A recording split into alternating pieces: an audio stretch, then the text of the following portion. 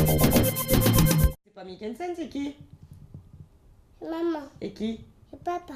Cette photo de ses parents adoptifs, Mikkelsen la garde avec lui toutes les nuits.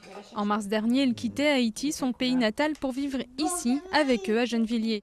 Pour la famille, un aboutissement après 3 longues années de démarches administratives. Dès le début, ça a été, c'était comme ça, on s'est plus lâché, fusionnel. Ouais.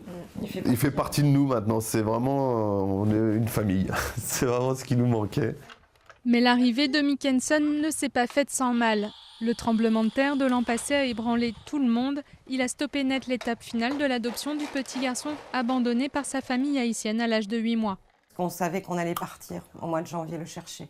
Donc on était super heureux en début d'année. Et puis ce 12 janvier, ça a été l'horreur, quoi. J'ai arrêté de vivre. Il y a 1 an, Mikkelsen a passé les semaines et les mois qui ont suivi le séisme dehors, dans la cour de sa crèche endommagée. Le jugement pour son adoption, essentiel pour son rapatriement, avait été retrouvé par miracle sous les décombres. Mais malgré tout, les efforts pour faire avancer la situation sont restés vains. De leur côté, les parents plongés dans l'angoisse à des milliers de kilomètres de leur enfant manifestent pour interpeller le gouvernement et accélérer les procédures. Au début, le gouvernement disait que ces enfants seraient certainement très mal dans leur peau. Un soi-disant psychologue avait dit qu'ils n'arriveraient pas à se construire, etc.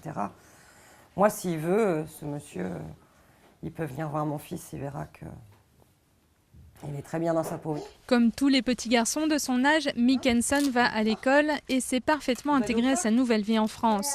Mais il y a un moment qu'il aime partager avec sa mère, regarder les albums photos retraçant les premières années de sa vie. C'est important pour lui plus tard. Mais c'est vraiment celui-là le plus précieux, avec les photos de sur place. Garder des photos comme pour ne pas oublier le lien qui unit le petit garçon à son pays, mais se souvenir aussi de ce double miracle, celui d'une vie sauvée 2 fois, d'une adoption arrachée aux décombres du séisme.